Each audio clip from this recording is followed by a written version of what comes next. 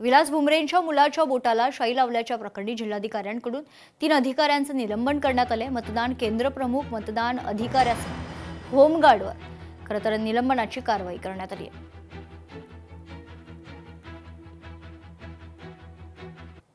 जिल्हा परिषद पंचायत समिती निवडणुकांचा उद्या निकाल लागेल। अजित पवारांच्या स्मृतीला सन्मान देण्यासाठी निवडून येणाऱ्या उमेदवारांनी जल्लोष करू नये, राष्ट्रवादीचे जिल्हाध्यक्ष संभाजी होळकर यांनी कार्यकर्त्यांना आवाहन केले। जिल्हा परिषद पंचायत समितीचा उद्या निकाल आहे। पुण्यात निवडणूक निकालानंतर जल्लोष साजरा करण्यास मनाई आहे। जल्लोष केल्यास कारवाई करण्यात येईल असे आदेश पुणे पोलिसांनी दिलेत। उद्या सांगलीत जिल्हा परिषद निवडणुकीसाठी मतमोजणी होणार आहे। मतमोजणीची प्रशासनाकडून जय्यत तयारी सुरू आहे। निवडणुकीत दिग्गजांची प्रतिष्ठा देखील पणाला लागली आहे।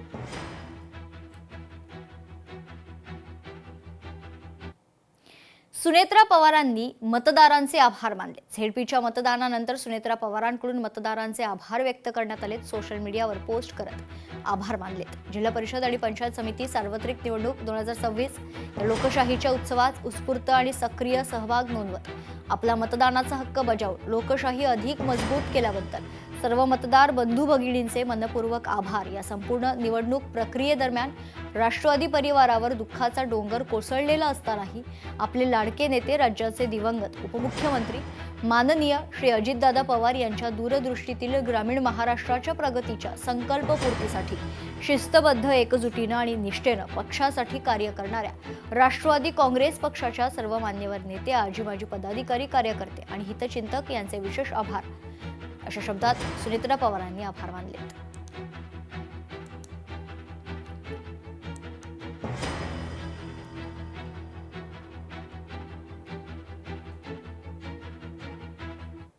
सावरकरांना भारतरत्न देण्यास मोहन भागवत भाग पाडतील असं वक्तव्य प्रकाश महाजनांनी केलंय।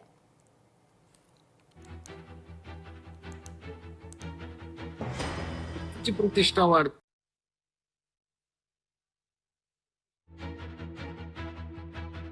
पुरस्काराची प्रतिष्ठा वाढ। मला वाटतं सावरकरांना भारतरत्न जर पुरस्कार दिला तर पुरस्काराची प्रतिष्ठा वाढ,